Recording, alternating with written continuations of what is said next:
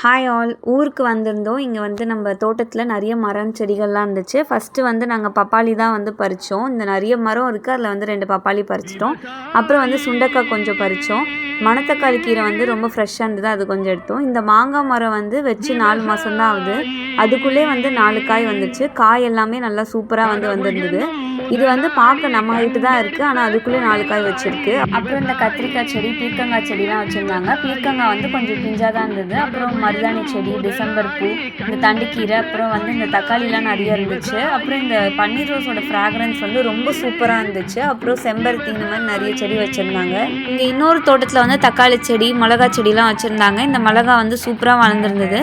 அப்புறம் மணத்தக்காளி கீரை, அப்புறம் இதை வந்து சிவப்பு தண்டுக்கீரைன்னு சொல்லுவாங்க, இதுவும் சூப்பராக வளர்ந்துருந்தது.